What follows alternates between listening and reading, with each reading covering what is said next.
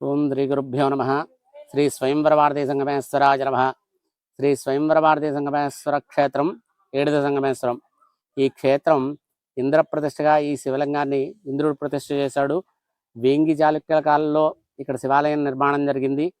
అలాగే అనవేమారెడ్డి గారు రాజరాజ నరేంద్రుడి కాలంలో కూడా ఈ దేవాలయం ఉచ్చస్థితిలో ఉన్నట్టు ప్రాచుర్యంలో ఉంది. అలాగే శ్రీనాథుడు తన జయత్రయాత్రలో భాగంగా ఈ స్వామిని అర్చించి తరించాడనగా చరిత్ర చెప్తోంది. ప్రకృతి అనుకూలిస్తేనే జీవితం సాఫీగా సాగుతుంది. ముఖ్యంగా రైతు జీవితానికి వర్షం అనేది ప్రాణాధారం. కానీ కొన్నిసార్లు వర్షాలు ఆలస్యం అవుతాయి. పొలాలు ఎండిపోతాయి, చెరువులు వాగులు నీరు లేక వెలవెలబోతాయి. అలాంటి సమయంలో మన పూర్వీకులు ప్రకృతిని గౌరవిస్తూ భగవంతుని ప్రార్థిస్తూ ఎన్నో ఆధ్యాత్మిక సాంప్రదాయాలను పాటించేవారు. అలాంటి ఓ విశిష్టమైన భక్తి కార్యక్రమం మన సంగమేశ్వర గ్రామంలో జరిగింది. వర్షాలు సమృద్ధిగా కురవాలని, గ్రామాన్ని సుభిక్షంగా కలగాలని, రైతుల కష్టాలు తొలగాలని కోరుకుంటూ గ్రామ ప్రజలందరూ ఒకే కుటుంబంలా ఏకమయ్యారు.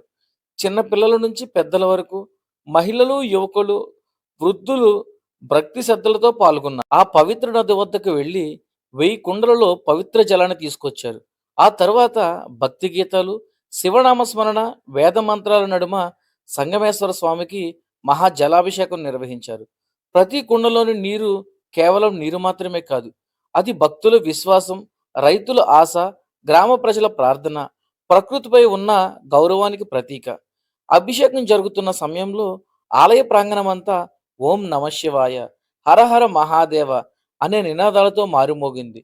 ప్రతి భక్తుడు హృదయపూర్వకంగా ఒకటే ప్రార్థించాడు: స్వామి, మా గ్రామంపై కరుణ చూపించు, మంచి వర్షాలు కురిపించు, పంటలు పండించు, ప్రజలందరికీ సుఖ సంతోషాలు ప్రసాదించు. మన భారతీయ సంస్కృతిలో ఇలాంటి సామూహిక ప్రార్థనలకు ఎంతో ప్రాధాన్యం ఉంది. ఇది కేవలం ఆచారాలు మాత్రమే కాదు, ప్రజలను ఒక్కటిగా నిలబెట్టే ఆధ్యాత్మిక బలం, పరస్పర సహకారానికి, ఐక్యతకు ప్రతీక. అలాగే ఇక్కడ ప్రత్యేకం ఏంటంటే ఈ చెరుకు ఆవల వైపున రామపాదాలు, శ్రీరాముడు వనవాసానికి వచ్చినప్పుడు తమ పాదముద్రకులను అక్కడ ఉంచినట్టుగాను, సప్తమాతృకులు అలాగే సప్త ఋషులు కూడా అక్కడ కొలువై ఉన్నారు. నమస్కారం అండి. ఓం నమ శివాయ. ఎంతో ప్రాచీనమైన సంగమేశ్వర స్వామి వారి దేవస్థానంలో ఈరోజు వర్షాలు కురాలని సహస్ర ఘటికాభిషేకము ఆలయ ప్రధాన అర్చకులు అయినవెల్లి నాగభూషణ శర్మ గారిచే జరుగుతుందని కార్యక్రమం. మెండపేట మండలం ఏడి గ్రామంలో వేంచేసి ఉన్న శ్రీ సంగమేశ్వర క్షేత్రము రాష్ట్రంలోనే ప్రసిద్ధిగాంచిన పుణ్యక్షేత్రము.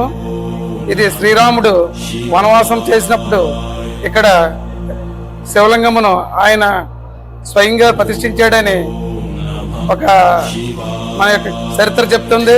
పూర్వం సత్యాన్సూయ భర్తనే బుట్లో పెట్టుకుని మన సంగమేశ్వరానే ఆ జమ్ చెట్టు కింద ఉంది.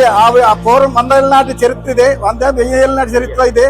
సత్యాన్సూయ భర్తనే బుట్లో పెట్టుకుని ఇక్కడ తింపుకుంటే ఆ ఎమ్ము వచ్చి ఆవిడికి ఏదో వరం ఇస్తే మామూలుగా పెద్దపున్న భర్త మామూలుగా అయిపోయి ఈ సంగమేశ్వర మహత్యం అంత గొప్పగా చిన్న కాశీగా పేరున్నటువంటి మన ఏడు గ్రామ సంగమేశ్వర దేవస్థానం మన అందరికీ కూడా ఎంతో పుణ్యక్షేత్రం. ఇది వర్షాలు కురవాలని చెప్పి పంటలు బాగా పండాలని ఇక్కడ ఇలా వనరు పూజ చేస్తున్నారు.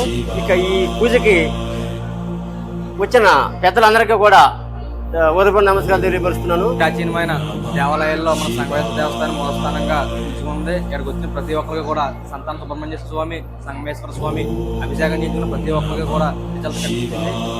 శ్రీ స్వయంవర పార్వతీ సమేత సంగమేశ్వర స్వామివారి ఆలయంలో సహస్ర ఘట్టాభిషేకం కార్యక్రమం ఆలయ అర్చకులు అయినవిల్లి శర్మ గారి ఆధ్వర్యంలో సంగమేశ్వరం దేవస్థానం కమిటీ సభ్యులు పర్యవేక్షణలో ఈరోజు అత్యంత వైభవంగా నిర్వహిస్తున్నారు. సంగమేశ్వర స్వామి అనుగ్రహంతో ఈ ప్రాంతమంతా సస్యశ్యామలంగా మారాలని, చెరువులు నిండాలని, రైతుల మొక్కల్లో చిరునవ్వులు విరియాలని మనసారా కోరుకుందాం. ఈ పవిత్ర కార్యక్రమంలో పాల్గొన్న ప్రతి భక్తుని, నిర్వాహకునికి అభినందనలు. వారి భక్తి, వారి విశ్వాసం ఎంతో మందికి ఆదర్శంగా నిలుస్తుంది. ఈ దివ్య దృశ్యాలను చూస్తున్న మీరందరూ కూడా భక్తి శ్రద్ధలతో ఓం నమ శివాయ అని సంగమేశ్వర స్వామి ఆశీస్సులు పొందండి. ఈ స్వయంవర భారతీ సంగమేశ్వర స్వామి వారిని 11 సోమవారాలు కానీ 5 సోమవారాలు కానీ మనం దర్శనం చేసుకుని అభిషేక కార్యక్రమం చేయించడం ద్వారా మన కోరికలను నెరవేర్చుకోవచ్చు. ఇక్కడ అమ్మవారి పేరు స్వయంవర పార్వతి. ఈ పార్వతి అమ్మవారిని అర్చించడం ద్వారా మనకి వివాహంలో ఉండే ప్రతిబంధకాలు తొలగిపోయి వివాహం అవడానికి ఎక్కువగా ఆస్కారం ఉంటుంది. కాబట్టి ఈ స్వామిని చాలా దూర తీరాల నుంచి అందరూ వచ్చి కూడా దర్శించి తమ తమ కోరికలను నెరవేర్చుకుంటూ ఉంటారు.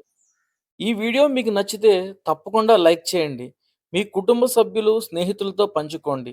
ఇలాంటి మరిన్ని ఆధ్యాత్మిక వీడియోల కోసం మా ఛానల్ను సబ్స్క్రైబ్ చేసి బెల్ ఐకాన్ నొక్కడం మర్చిపోవద్దు. హర హర మహాదేవ. ఓం నమ శివాయ.